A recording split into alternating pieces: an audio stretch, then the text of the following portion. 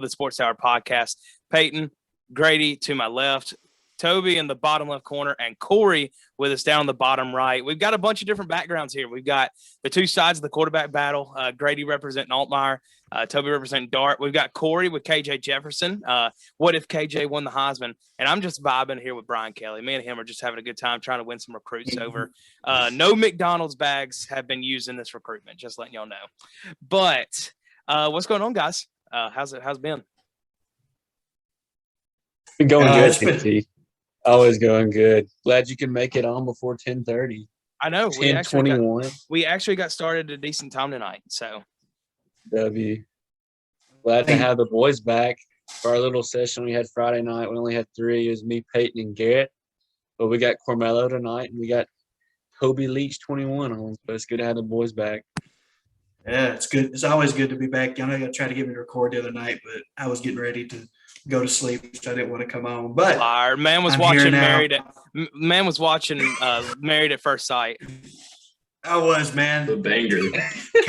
Katie and Derek were in a huge argument. Went ahead and finished the show. They didn't get married. So, I mean, they didn't stay married. They got a divorce. I'm sorry. I probably could have predicted that.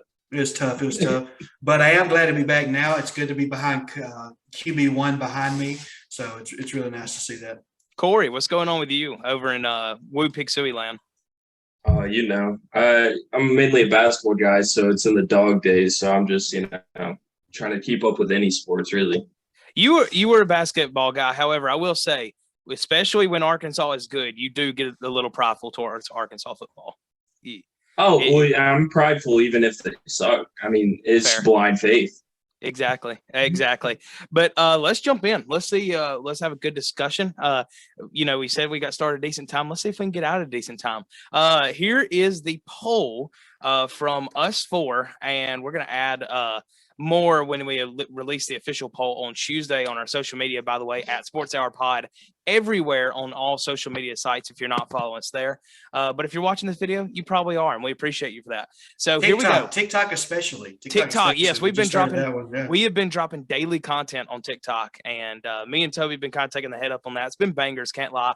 Hopefully Cory and Grady will drop some stuff soon, but yeah, we're really ramping up there. So make sure you tune in on that. But Auburn at 7, LSU at 6, Mississippi State at 5, A&M at 4, Arkansas at 3, Ole Miss at 2, and Alabama at 1.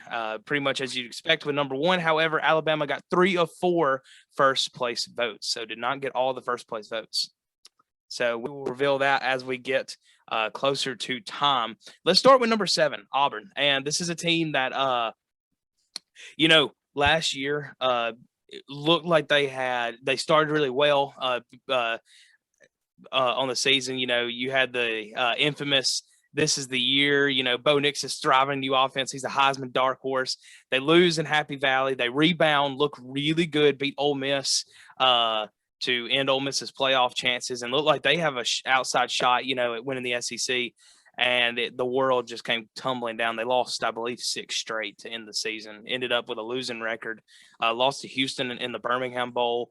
And after Harsin basically had to scratch and claw to keep his job going into year 2, knowing he doesn't have the boosters behind him, Bo Nix is gone. New starting quarterback, and most likely TJ Finley.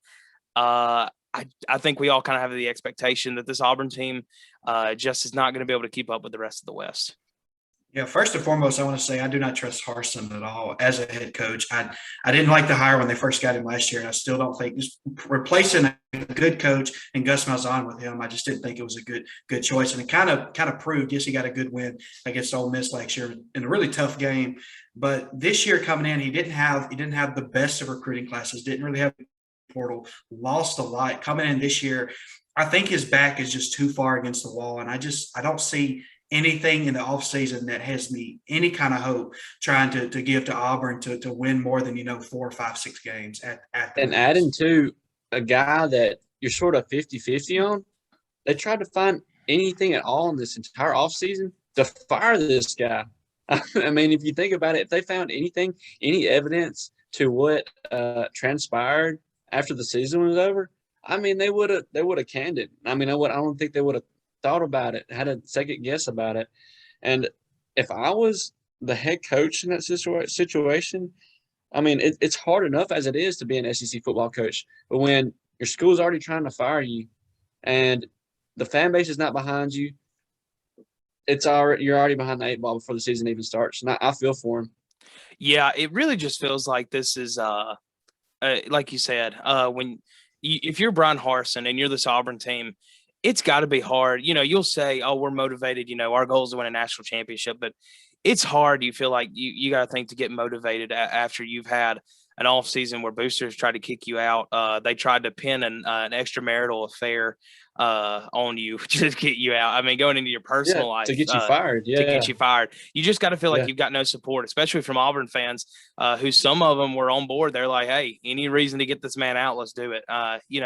Obviously that's not the majority of the fan base, but you have those corners, and it seems like from what they reported, the corners are the big boosters, and so you've got to feel like you're really, like you said, backs against the wall, almost to a point of no return. How irrational do you have to be an Auburn fan to be that way? You know, I mean, you're in Alabama, but you're not Alabama. I think. I mean, I hate to be that way. I think they're kind of like, so I don't want to compare them to Ole Miss because they won a national championship, but I think they were like where they had the Cam Newton years. They can't forget about the Cam Newton years. So they always want to recreate the Cam Newton years. But, you know, kind of piggybacking on what I think about Harsin, I just want to kind of clarify this, that I think if Auburn doesn't start off the season at least 5-2, I think Harsin's going to get fired at the midseason point. I just don't know if they can afford that buyout. I mean, they're already still hurting from the Malzahn buyout that was upwards of like $18 million. You know, and Harsin's, I believe, is going to be around that same mark. But yeah, it's a really weird situation, no doubt about it. Because, but I will say this, and we've talked about a lot of cons, obviously, already about Auburn.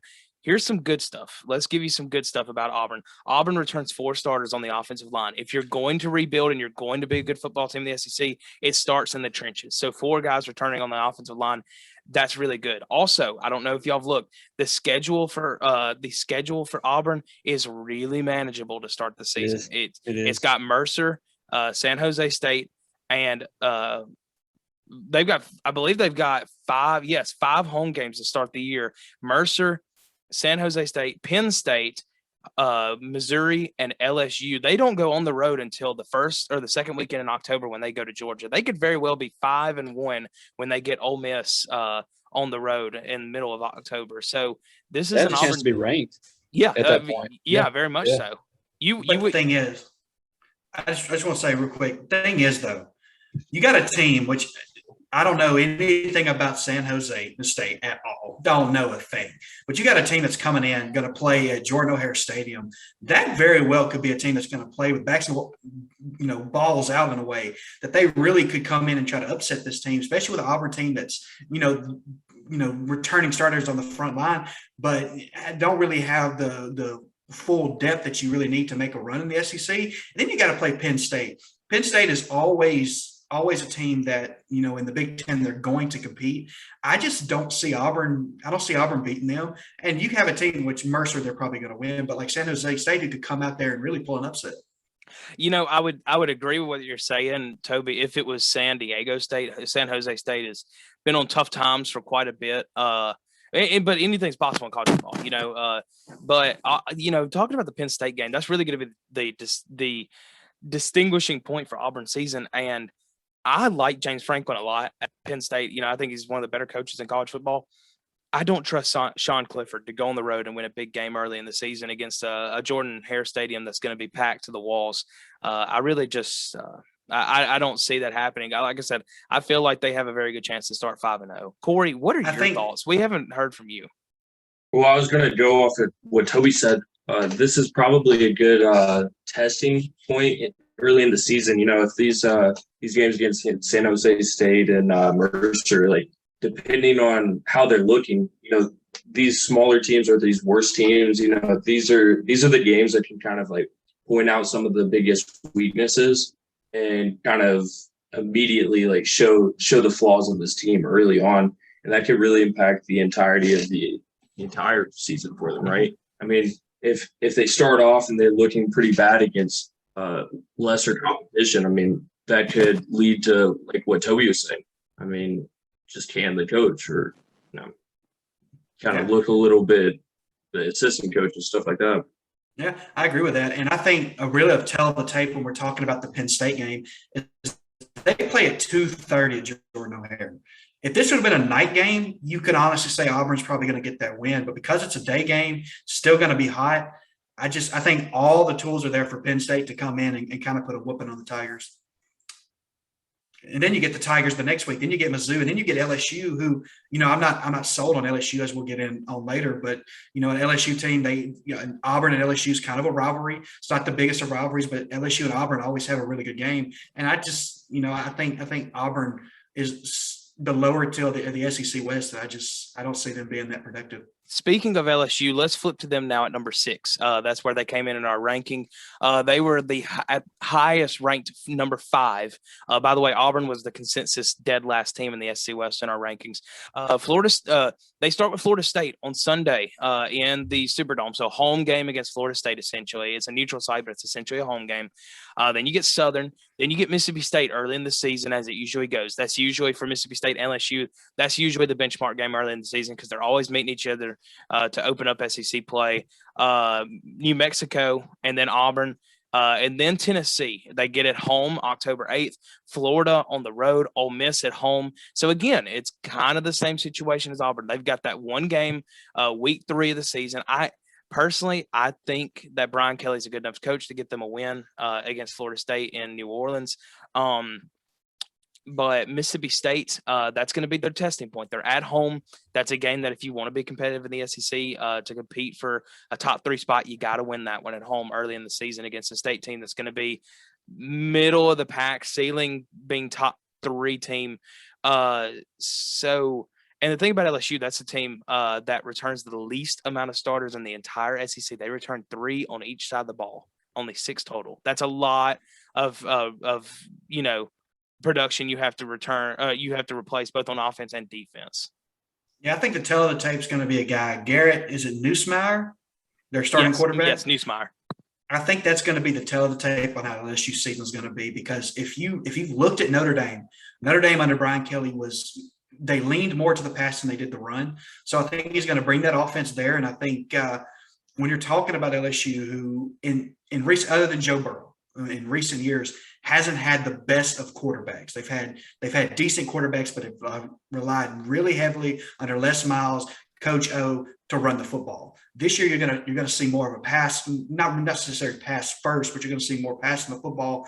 Are they going to be able to adapt to a Brian Kelly offense who didn't have, come in kind of late in the recruiting cycle, had some decent recruits, but, is having to refill a lot of holes? Can that team mesh well with a Brian Kelly a system that they're finally bringing in? And it's just going to be a complete turnaround from what they saw against Les Miles and Coach O. Grady. Okay, so I'm going to give you a number. I want you to tell me over or under. Okay. 8 wins for LSU. 8 wins. Yeah. Oh, so you're giving us the Vegas numbers for LSU? No, I'm just asking. I need to look that up, but yeah, if you don't mind, Grady, look that up. But yeah, I'm going to say under, like Toby. I think it's 7. This is definitely still a bowl eligible team, I think, because it's 7.5. I think, they draw out of the East, they draw Florida and Tennessee. Tennessee's tough, but Florida's a team that, they can beat any given year. You've still got Auburn, Mississippi State, even Ole Miss, A&M, Arkansas. I think 2 through 7 in the West, just to say now, they can beat any of each other on any given day if they play well enough. So I think 7 wins is about a good point for this LSU team. 6.5 at -130. So Vegas is saying that they're going to win 6.5 games. So they're going to round up in Vegas. So they're basically going to win 7 games. Which I agree with that. I think Brian Kelly's a good enough coach, like Peyton was saying, to lead this LSU team who, again, when you go to Death Valley at 7 o'clock at night, there's a solid 80% chance you're going to lose that ball game just because it's Death Valley at 7 o'clock at night. So if they can get the luck of the draw and get the times they want, then I think they could get some sneaky wins. But just me, I think having them there at 7 wins is just about perfect for them. the only thing that worries me about LSU is, like I said, they only returned 6 starters. Here's what LSU they're what I would say besides quarterback are the two biggest areas of a successful football team: your offensive line and your secondary, especially in today's in today's era of college football where you're airing the ball out a good bit of the time. LSU does not return a single player on the line that it's with enough starts to qualify as a starter from last season. So 0 starters on the offensive line, and they lost 5 defensive backs. So that is a lot of production you're having to replace, not only on your offensive line to be able to move the ball downfield, both vertically and in the run, but also that's, in the SEC, if you don't have good defensive back play, any of these guys are going to be able to torch you on any given day. Right. And especially when you got a team like Mississippi State who's going to air the ball out 80 times a game, they're just going to kind of dot you up at that point. Mm-hmm. Cory? Yeah, no, I was actually going to say what you said, Peyton. I was reading something and talking about how the biggest thing to look at was LSU's offensive line. To kind of piggyback off of Toby, if you're looking at the QB, it's a lot to ask without a good enough offensive line to protect them. So as much as you want to look at the QB, you kind of got to have a consistent enough offensive line. So I guess that's another part to look at. Yeah, it's a good point. When you got to break in Nussmeier or Jaden Daniels from Arizona State who transferred in, either one of those guys you're breaking into a new offense, a new coach, a new school. Nussmeier did play last year, but he didn't play just a ton. Breaking those guys in with a single offensive lineman they're not familiar with and that did not start enough games last year to be considered a starter, that's a tough situation, especially when you've got to open up with Florida State on the first weekend. Even though that is basically a home game in New Orleans, that's still a tough ask for sure. And, I mean, that is a tough game, too, because you got Norval's still there, correct, who's an offensive genius where, I'll give Norval all the credit in the world when he coached at Memphis. He is offensively gifted, that they can do a lot of things on offense that if LSU can't kind of arise to that occasion, then I think starting the season off, they're going to probably take a loss. Number 5, Mississippi State. State comes in highest ranked 4th in our poll. Lowest rank is 6. Mississippi State returns the most starters of any team in the SEC with 17. They return 9 on the offensive side of the ball, 8 on the defensive side. So that's impressive. And I mean, that's why I will say I had them at 5th, and looking back, I really wish I'd have put them higher because this is a state team that I don't see them being worse than LSU or Auburn.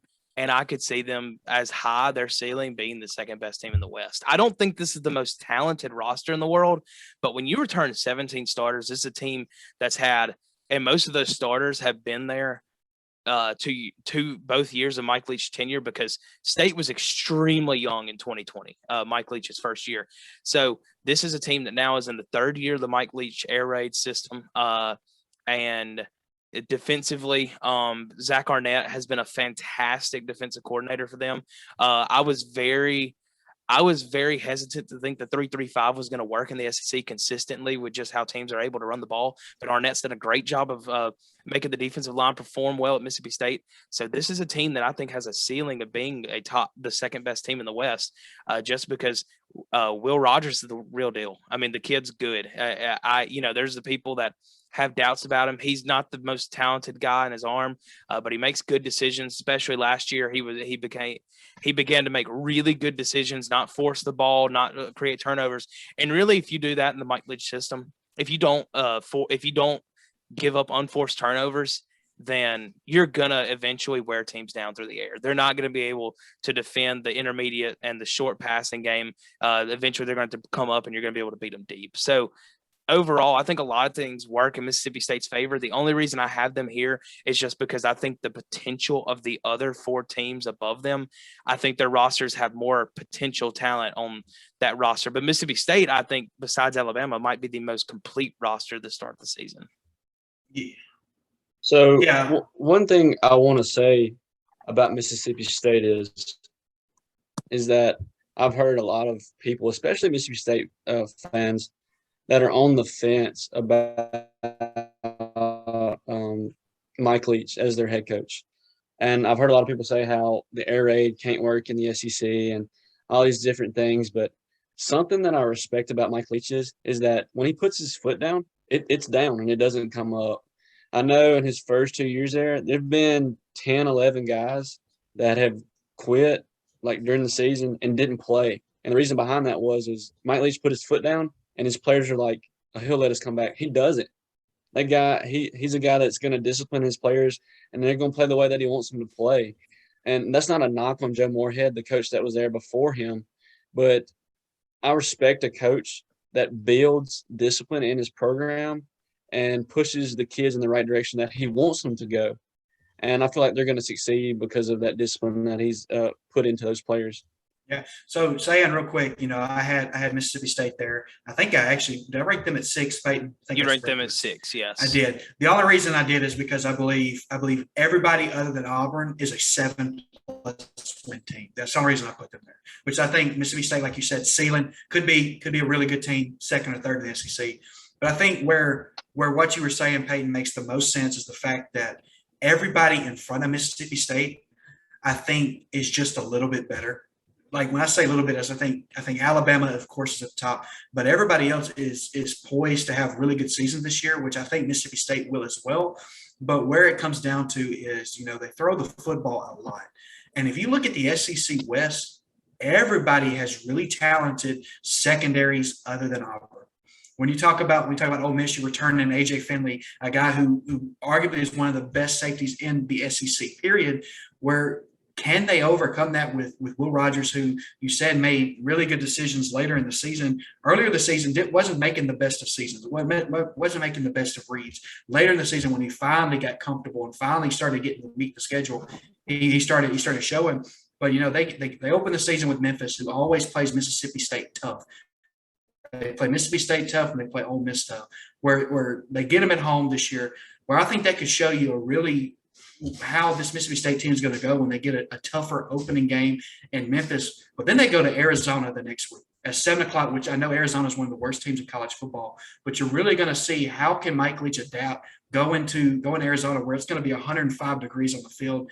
How can Mississippi State adapt in these first 2 games to really push them throughout the season and they could be that 8 or 9 win team that they're hoping to be? It's going to be 28-0 in Arizona at halftime. Arizona's really bad, and Mike Leach is very familiar with Pac-12 defenses. I would say, honestly, and that's one thing I kind of want to do with y'all this year. Have y'all ever heard of a death pool? And when you pick a game each week that you think is a lock, and once you pick that team to be a lock, you can't pick them the rest of the season, last one to win. In week 2 of college football, my lock would be Mississippi State at Arizona. That's my lock of the week. I mean, and not to discredit your opinion, Toby, because I see exactly what you're saying. That is anytime you go on the road, anywhere in college football, pretty much, it can be a tough place to win. Especially out west, too. I mean, that's a long way for SEC school. Yeah, exactly. But Mike Leach just has so much familiarity with the Pac-12, about the type of guys they recruit out there, type of systems they run. So I think that's a safe one for Mississippi State, but regardless. It's funny you say he's familiar with their defense, because they don't play defense in the Pac-12. So it's going to – I think with his air raid offense and the caliber of defense they're going to have, like I said, I think it'll be 28-0 at halftime of that game. Yeah, I put them at 6th, mainly just because of some of the things I had read about their schedule being one of the harder ones in the entire they pick up – that was my thing. They pick up Georgia and Kentucky out of the East. So the top two teams in our poll, in terms of toughness. And then obviously they're going to go on the road to Oxford this year for the Egg Bowl. I can't remember. I think they get State at home, but they obviously go to LSU on the road. They'll go back to Arkansas this year. I believe they'll be back in Fayetteville this year. So, yeah, it's a very tough schedule for Mississippi State. And then, obviously, out of conference, you're picking up Memphis as one of your, should wins. And Memphis is just a tough out. It don't matter, with how that program is nowadays. Yeah, and I think what's going to help Mississippi State, you're going to really see how good this Georgia team is when they go to Davis Wade. And Davis Wade, we've been to Davis Wade at 6 o'clock at night, how it's going to be, and it's going to be cold. I'm not putting Georgia on upset alert because I haven't seen Mississippi State this year, But that could be a game that could be classified. We always have the trap games for a top 4 team. That is one that you need to look at and say that could be a trap game. 100%. I'll say this, and we'll move on if nobody else has got any more comments to the number 14. But I think a big thing for Mississippi State is going to be, I want to see Jaden Wally take that next step. Wally, broke out in 2020 late in the season against Georgia, had a big game when they had Georgia on the ropes for 3 quarters. And then last year, he had a decent season too. I think he might have struggled with a couple injuries, but if I'm wrong, I'm sorry, State fans. But, Wally is a guy with a ton of potentials, look really good. And Mississippi State, in Mike Leach offenses, they're not really about building up one superstar receiver. They're about a bunch of guys who may not put up the biggest numbers because they're spreading that wealth. But I want to see State have that one guy that if Will Rogers needs that critical completion on 3rd and 8, he knows who he's going to. And, a guy that can break out and be one of the better receivers in the SEC. Because, it's the air raid. It's the team that's going to air it out. You need that go-to receiver that basically you put him one-on-one with any corner in the SEC and you have confidence that he's going to win that matchup. And so far in the 2 years of Mike Leach, they've had guys that has flashed that potential, but have not been at that level. Yes, Malik Heath. But don't mention that name. And Mekhi Polk last year was really good for him. But I really want to see Wally step up and be that this year. He's already been really good for State, but take that next step to become a star, a star wideout. Cowbells are too loud. Yeah, cowbells are just too loud, man. I can't. Can you blame a guy? Can you really blame a guy?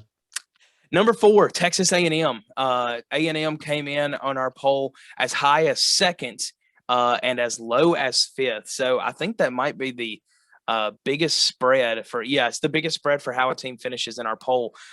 Cory had them at 2nd and Grady had them at 5th. Me and Toby had them at 4th. So, Grady, we'll start with you. Why did you have A&M at 5th? Jimbo. I don't believe in Jimbo. I don't believe in Jimbo, and I don't believe in Texas A&M. That's fair. Jimbo has the same record as their previous head coach, and they fired him for the exact same record. I just feel like Texas A&M is cursed in the SEC. I say that and they'll win the national championship this year, and you can clip this and show it in our college football national championship pod. But I don't think they're there. The recruiting class is there. The facilities are there. The money's there. The guys up in the press box offers the money to the players are there. But I just feel like they're not there yet. And until they prove me wrong, I'm going to stick with that opinion. Cory, I'm sorry. Cory, did you have a rhyme or reason as to why you put A&M 2nd? Some of the things that I read was, of course, they would touch on their last, just strength of that, but also they really emphasized this being just one of the better defensive teams that they were looking at. So I kind of just went along with that and didn't want to give too much favoritism because I easily could have put Arkansas there. But I get what you're saying because Toby, I'm going to bring you in and just say, because me and you both have them at 4th. A&M does return a great bit of defensive talent. They lost Kenyon Green off the offensive line. They returned 3 starters on the offensive line, but defensively they bring back a bunch of guys who were not necessarily starters last year, but they just had great depth. We were there against when Ole Miss played A&M, and DeMarvin Leal had a huge game. He terrorized Corral basically the whole game. They lose him, but when he wasn't in the game, A&M was still getting pressure. They were still playing great defense because we saw them. They're rotating guys in and out like crazy on the defensive side of the ball. They've got a ton of talent, and they only stack it more with them having the number 1 recruiting class in the country. A lot of that being defensive line talent. So I think A&M could be one of those teams that starts a little bit slower on the year, but by the end of the year, they're rolling. They're almost similar to 2020. 2020, their first week, they squeaked by Vanderbilt 14-12, who I don't believe won a game that year. Maybe went 1-9, but either way, I think it could be similar to that, where they're still winning, but they're just squeaking by. But by the end of the year, they could be rolling because that team's just got so much young talent. So you go ahead, Greg. Go ahead and say. What were they called? You're talking about death picks, Peyton? Is that what you were saying? They're called? Yeah. What are they called? Okay, my death pick then yours was State and Arizona. State and Arizona. Mine's going to be Texas A&M and Alabama, and Alabama's going to beat them by 2 touchdowns. Oh, Wow. Oh, 100%. Nick Saban, especially what's going on in the offseason, he's It's going circled for the 100 times on throat. this calendar. He's going for the throat. I can't wait. But I just want a couple things I want to say about recruiting. Number one, recruiting classes don't always win you national championships. No, they When don't. you're talking about Jimbo, he took a team to Florida State, took him to the national championship game. He has had experience with that. But where Jimbo fails is I don't see the motivator that people do with Jimbo. I've never liked Jimbo. I still don't like Jimbo Fisher. But when we're talking about where Texas A&M, the qualities they have is they have depth. They have all this talent, but where it hurts them at is they have all this talent, but they don't have the key components that you need. Where are you going to stick all this talent at? You could only play 11 guys on each side of the football. Yeah, you can rotate them in and out, but then it kind of messes with your rhythm. It messes with certain things where certain guys ain't get enough playing time, so maybe they're not playing as good later on in the season. But where the key factor is for me is they don't know who their starting quarterback is going to be. 247 Sports rates this as a race between Hayes King, Max Johnson, and Connor Wingham, the freshman. That they have no clue who their starter is going to be. And I think where it's going to hurt them is that if he doesn't know who it's going to be by September 3rd, it's going to take them 2 or 3 weeks, maybe how it is going to be with Ole Miss, where they have to figure out who that's going to be. Well, and I think King would probably be the leader there, which I'm obviously not an A&M fan. I'm not looking at the message boards. But, King was their starter to start the year, got hurt against Colorado. Calzada steps in, leads them to the upset against Alabama. And from that point, you kind of had to roll with him even when King got healthy. But from what I saw last year, both watching the beginning of the season and hearing from A&M fans, King was supposed to be the guy anyway. And then Calzada earned that spot. Basically, it was kind of like a Jacob Eason, Jake Fromm situation from Georgia a few years ago, where Fromm just kind of won it, and it wasn't that necessarily he was better than the other guy. He just kind of won it. You couldn't really have an excuse as to why he didn't deserve it anymore. So I think King is going to be able to step in. It could still take a little bit of rhythm trying to adjust to some new guys. They only returned 4 starters on offense, but the good thing about this is they've got 3 weeks to break in that guy. They've got Sam Houston State. They've got Appalachian State. And then they've got Miami at home. And I just don't buy into the Miami hype. They're always overhyped. I think they're going to have 3 good weeks to break in a guy before they go play Arkansas and Arlington on the September 24th. This is Sam Houston State first year being FBS. They were FCS up until this. They'll destroy them. But I'll tell you a team that could upset them, and that's Appalachian State. It's happened before, and it could happen could happen again. It could. I mean, Appalachian State did pull off the greatest upset in college football history. However, I feel like that kind of are they the Mountaineers? It is the Mountaineers. But I feel like that works against Appalachian State at this point, because now every coach is like, y'all remember what this team did? Don't let it be you this week. But yeah, no doubt about it. And then I think they only beat Michigan by 1 point, wasn't it? It might have been 2. I don't remember exactly what the game-winning score field was. Yeah, but no, they blocked the game-winning kick. That's what it was. They did. Moving to number 3. Cory, you want to give us a call? He's like, hold on. Let me think about it. Arkansas is our number 3 pick. Arkansas goes as high as number 2 and as low as number 3. And Cory was not the number 2 pick for Arkansas. Let me tell you guys right now, it was me. I'll start it off. Arkansas is going to be really good this year. And I don't want to admit it, because let me say this.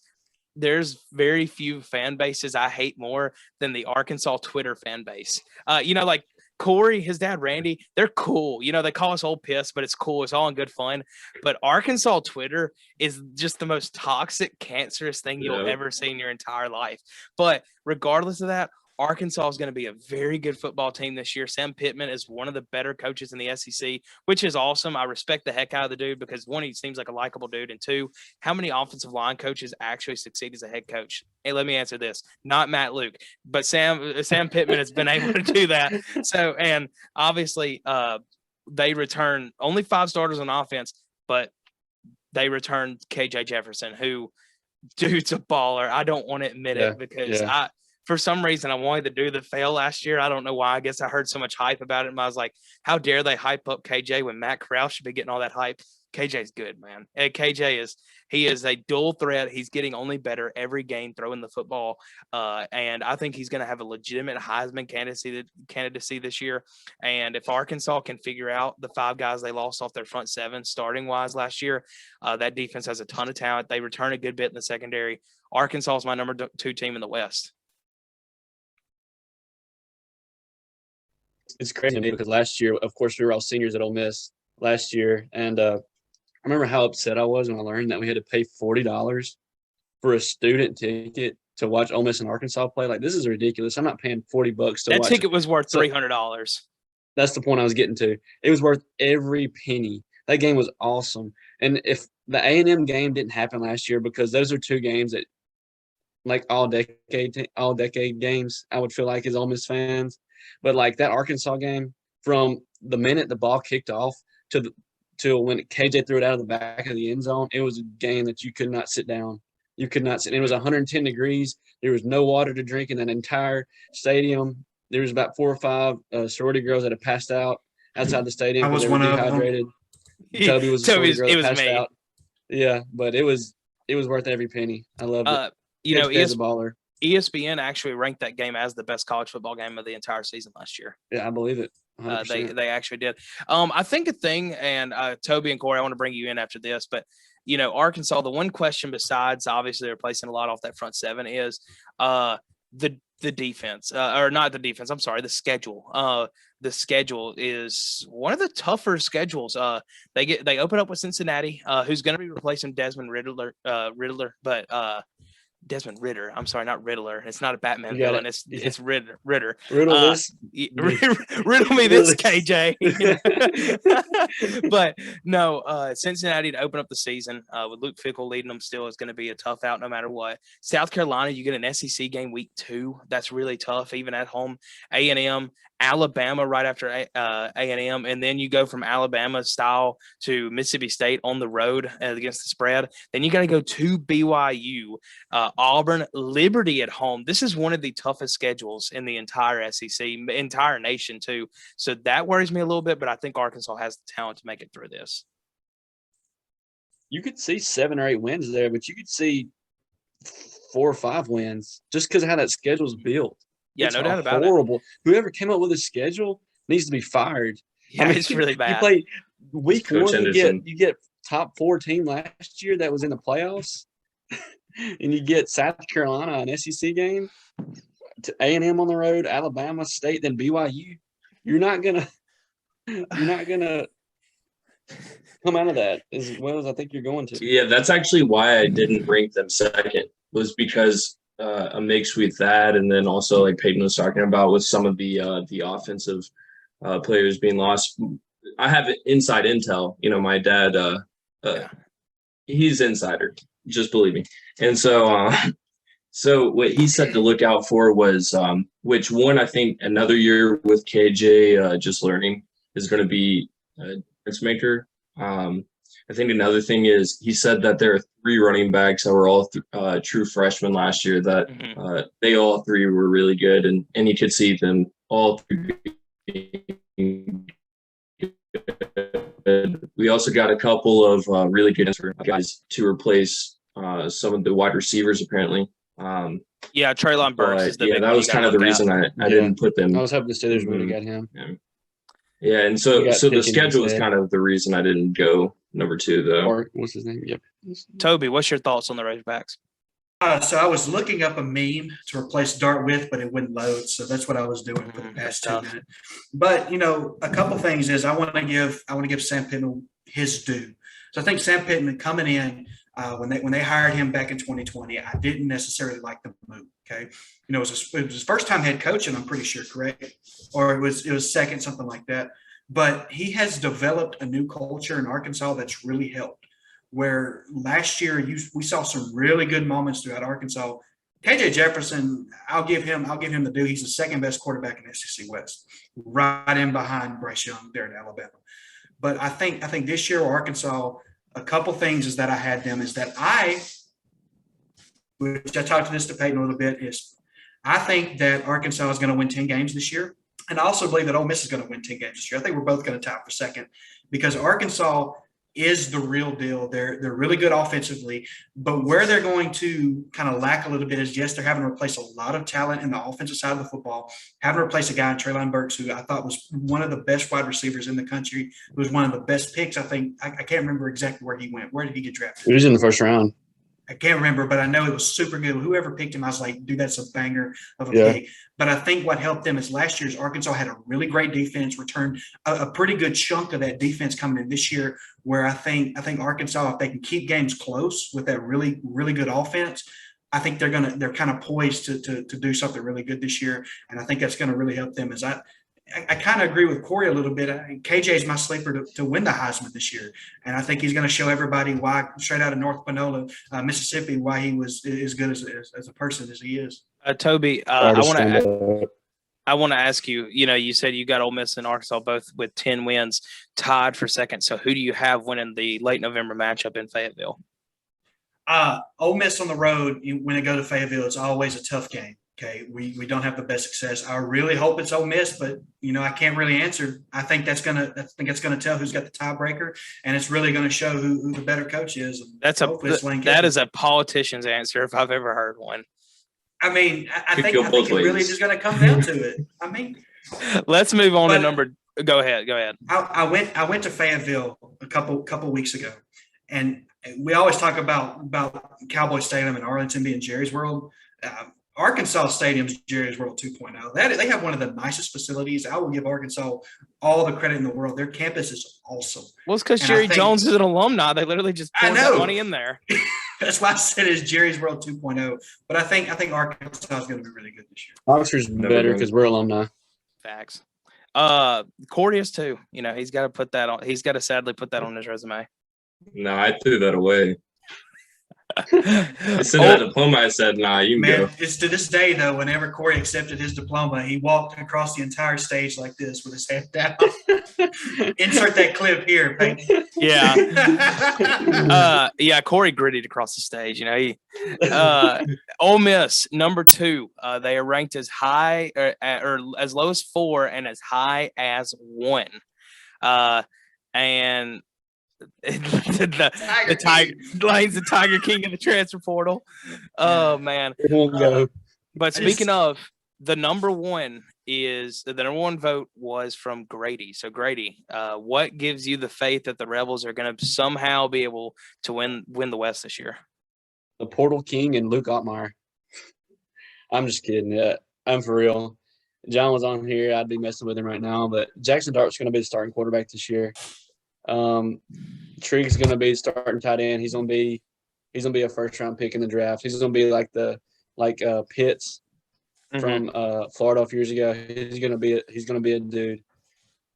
So much talent coming in. My only question going into the year would be, how will all these different egos mesh? Because when you bring in as much talent as we have, how are they gonna mesh in this program? Because even Lane Kiffin says it now. It's like pro football, pro mindset, because he's bringing in all these guys. They're getting paid through these NIL deals, and we're gonna go out there and we're gonna play like pros.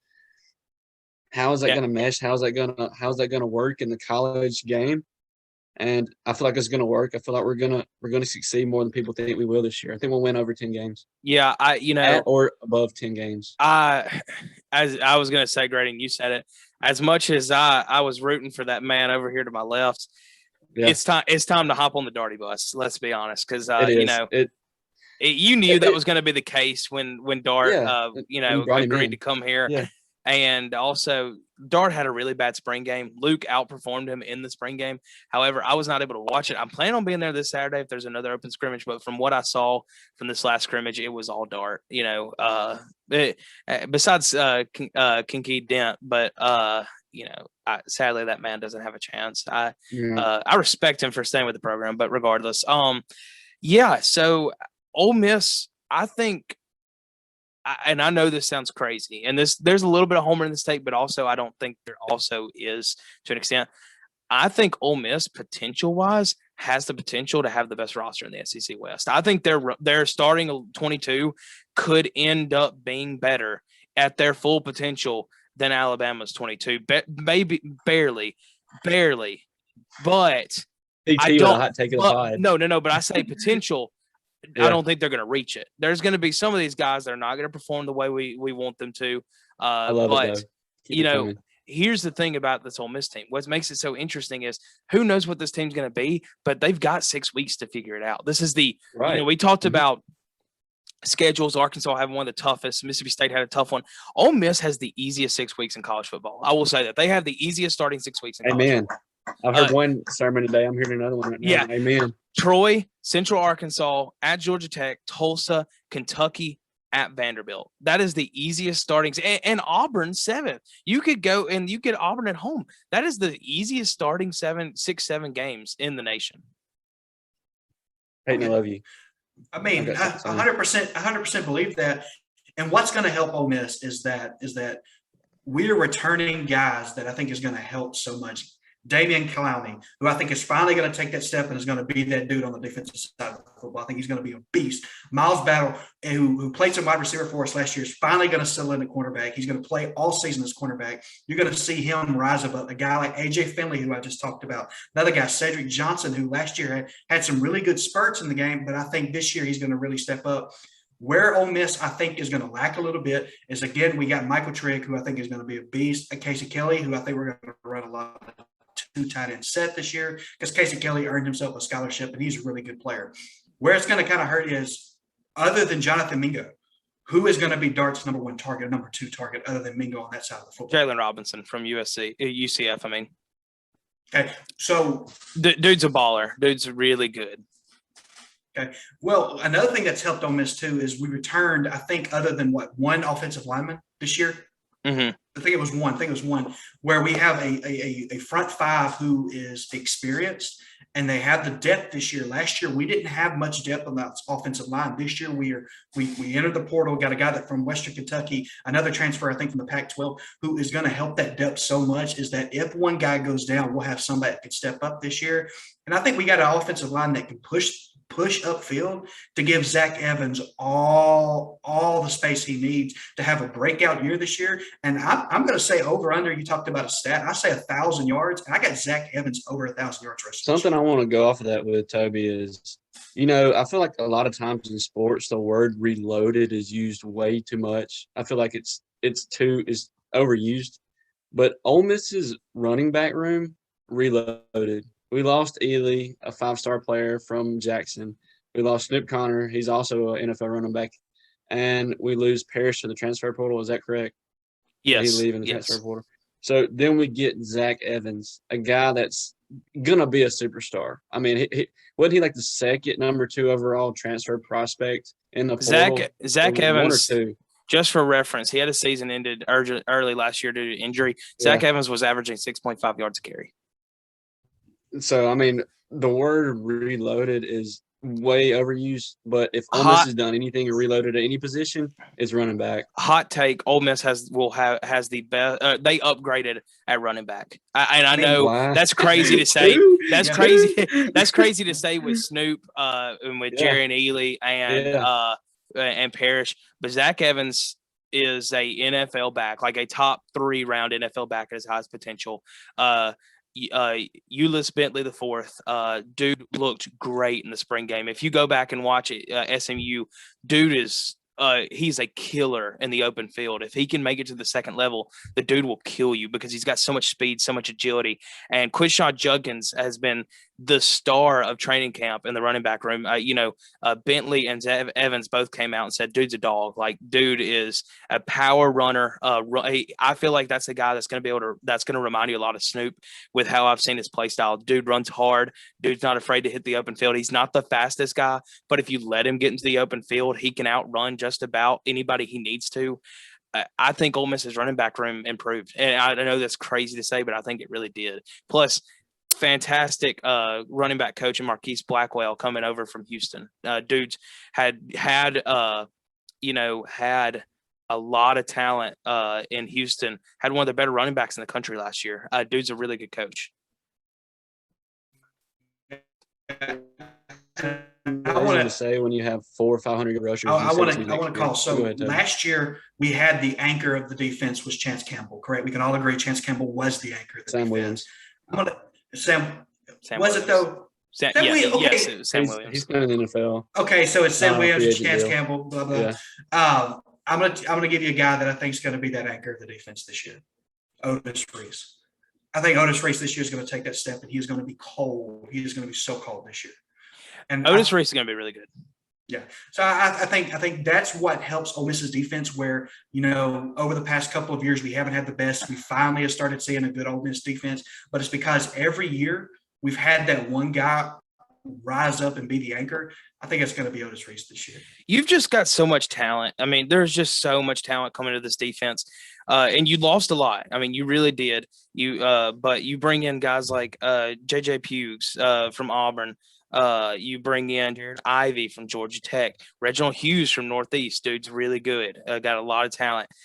Davidson, I don't know how to say that last name. I'm going to be honest. Davison Agabuson, I believe that's how he is. Dude was a 4-star corner out of New Jersey. Jarrell Stinson, who came from Auburn. Ashim Young, who came from Iowa State, and Ladarius Tennyson also came from Auburn. So this is a team that just brings in so much talent. It's ridiculous how much the defense brought in from the transfer portal.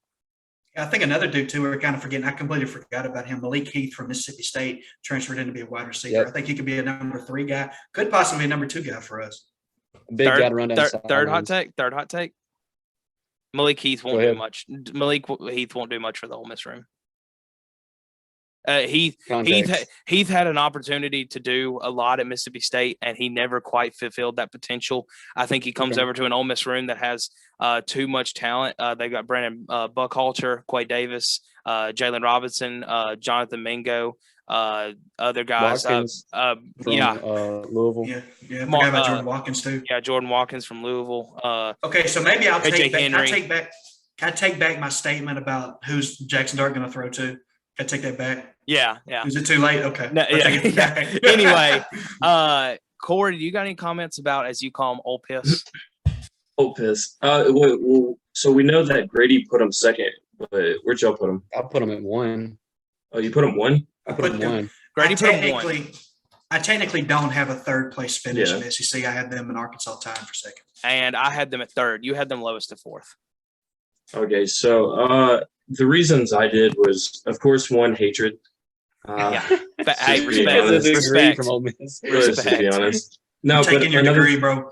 I'm taking your degree. I don't use it. You stayed at Dollar General the rest of your life. Yeah. That was Carmart.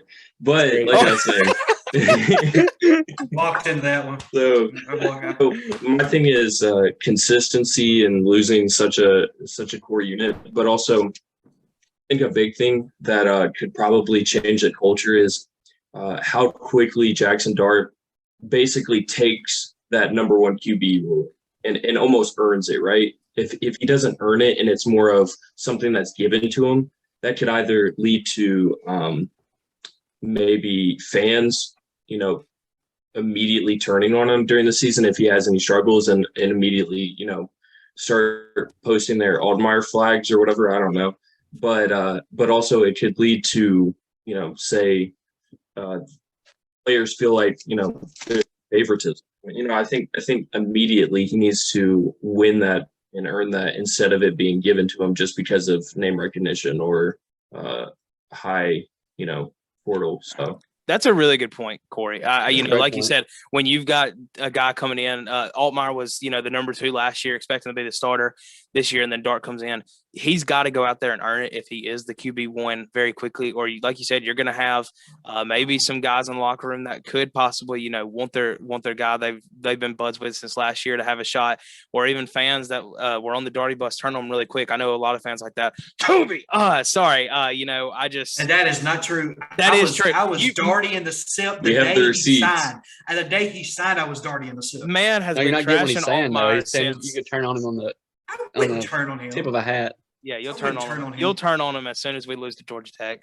But I turn on Lane at that point, to be honest with you. But Cory, you bring up a great point, no doubt about it. And I think we can kind of end it off there. As we go to our number 1, Alabama, everybody had them 1 except Grady, who had them 2. And I'm not really going to talk much about Alabama because it's kind of like Georgia. We know what to expect. They return Bryce Young. They return 5 stars all over the field. I really don't think, and this is not your typical Alabama team. Because I say that because this is an Alabama team that has their usual talent and is on a revenge tour. Alabama's not on a revenge tour very often, but this year they will be, and that just makes the team even scarier. So that leads me kind of the same question I had with y'all with Georgia last week. Does Alabama go undefeated this regular season? Toby saying no. Toby, start with why you don't think so. So last year, kind of the same instance where they played high, got in, lost to Texas A&M. I don't think they're going to lose to Texas A&M this year. Like I said, I think Alabama is going to curb stomp Texas A&M this year. I 100% believe that. But like I said last week, I think it's all gear. They're going to go to Neyland Stadium and they're going to get beat. I think it's kind of that point where the SEC is so talented at the top that I think that it's near impossible these days to go undefeated. Alabama and Georgia are the 2 teams that could do it every year, but it's near impossible. And I think this year it's just kind of one of those things. They're on the revenge tour. They're going to smoke Texas A&M, but I think it's just kind of geared up that I think Tennessee's going to upset them when they go to Neyland Stadium. Grady, what says you? Did you see what Nick Saban said about last year's team? He said it was like a rebuilding year. It was a rebuilding year. Yeah. If it's a rebuilding year, I'm putting that in quotation marks, year in the national championship game, that just speaks volumes of how good the program is. But you look back at that team last year, and as crazy as it sounds, you see what he means, because Alabama last year underachieved throughout the regular season, besides Ole Miss, because just like Texas A&M this year, all Saban and Alabama heard last year was Ole Miss is going to be the team that finally does it. They're going to finally be the assistant beat you. They were so close last year, and Saban was like, Saban was like, screw that. We're curb stomping them. It's going to be the same way with A&M this year. But, they struggled against LSU last year. They struggled against Auburn. They obviously struggled against Texas A&M. They struggled against against Arkansas. They struggled against everybody in the SEC West, not named Ole Miss and Mississippi State. So I feel like this is a team that was rebuilding last year, and that's what makes it so scary. Is I think Alabama goes undefeated. I really do, because they've got Vanderbilt coming out of the East. They got the easiest East draw they could. I think this team's going to be way too talented. They're going to be out for blood every week this season. I think Saban's going to have them motivated every week. They're not going to be a team that gets snuck up on. And I will finish off with this, and I'll turn it over to Grady and Cory to answer the question. If Alabama wins no other game this year, I pray that they beat Texas second week of the season, because if not, oh my gosh, I'm going to have to sign off of Twitter for like a month, because the Texas is back memes will never end. Like, Texas will forever be back, even if they go 1-11 the rest of the year. Kansas is back. Kansas is back. But Grady, did they go undefeated? Well, according to my picks, with Ole Miss being 1, I'm going to say no. But me speaking with a brain, I'm going to say yeah. I would think that they would go undefeated because, I mean, like you said, Saban's not going to have another year like he did last year, especially in the regular season. They're going to come to play this year, and they're going to be a different animal. I think Bryce Young saved them last year as a true freshman in a lot of games. And, usually with Saban, you wouldn't say that. You would say that the running game and his defense saved him. And in all honesty, the true freshman quarterback saved him last year. And I don't think that's going to be the same problem he's going to have again this year. Yeah, I would probably say they do. The only thing is, I'm looking at their schedule, and it looks as if their front half of the schedule is probably harder than their back. So, it depends. If they come out stagnant in the season, that could be maybe like one of these SEC teams, the 3-week span that they play Arkansas, A&M, and Tennessee. Like, those are 3 weeks. If they're not locked in and already rolling, maybe one of those can take advantage. But also, you got to think about, like you said, if Saban is this motivated and this is the year that it's like the revenge season, right? He's going to start off strong and then have almost like the last 4 out of 5 weeks to kind of just get going, ready for playoffs. So I would say probably just because of the motivation in the early season, though, and because it's Alabama. Yeah. I think that's Cory, Cory, for a guy that hasn't watched the football, you gave some pretty good analysis today. I'm not gonna lie. I'm not gonna lie. With the Ole Miss analogy too about I'm the excited. starting quarterback. I like that. That was good. I'm excited for this year. We're checking the group chat, and it's 10 o'clock in the morning on a Saturday, and Corey's watching game day. I can't wait. Hey, yeah, I mean, I like football. I like sports in general, but I try to except baseball. Yeah, I mean that's just not a sport. Hot takes. But my thing is, I try to leave the favoritism alone and just try to think of it rationally. And with the QB thing, I mean, y'all love Ole Miss. I love to hate Ole Miss, but in all honesty, that's across every sport. Is you got to have a consensus, or your fans are going to be the first to turn, especially with Ole Miss. I mean, I can't tell you how many times I've seen the group chat, Holton Meyer season and start season, fire Lane Kiffin. Like, I mean, if they don't immediately get fire Bianco. There we go. Yeah, wrong I mean, coach. There it is. Yeah, I've probably seen. It's just you got to really get the support behind the fans first in order to really make a run for it. Well, that's one thing that's hurt Ole Miss throughout their whole life is the student section leaves. People leave as soon as the game hits the second quarter, even if Ole Miss is up. So it's just like that, and it does make a lot of sense. Where I think this year, though, with what Lane Kiffin's been doing all his first 2 years, is keeping the students there. Hopefully, this year they finally realize, hey, if you want to keep Lane Kiffin, if you want to keep this team headed in the right direction, you have to stay for the football games. You can't go stay getting drunk in the Grove. You have to be in Vaught Hemingway the entire game. Put the students back in the south end zone, then. Do it. We've been asking for that for 3 years. That ain't gonna happen. Yeah. But guys, we'll end it off there because we're right at about an hour. So great discussion. I mean, and I'm excited. Obviously, we're getting excited for college football. Like I've been telling everybody, I was a madman this last week. I watched the Giants and the Patriots in the preseason, watched the entire game, and I was like shaking. I was so happy. I was literally just sitting here in my chair like that, like, oh my gosh, I just watched Brock Purdy lead a 2-minute drill. I'm losing my mind. Like it was amazing. You're just excited. You were salivating over Danny Dimes, wouldn't you? No, man, it's trash. Anyway, and I can't wait for him to win MVP this year. Shut it. But guys, thank you for being here. Next week, we will still, I'm sure, talk a little bit of college football, some of the other stuff that comes out. But high school preview next week. High school football preview. Get excited. We know y'all love the local sports content, so we're bringing it to you next week with a high school football preview right before the season starts. But guys, for Cory, for Grady, for Toby, I'm Peyton saying thank you. God bless you, and thank you for watching as always, and we'll see you next week.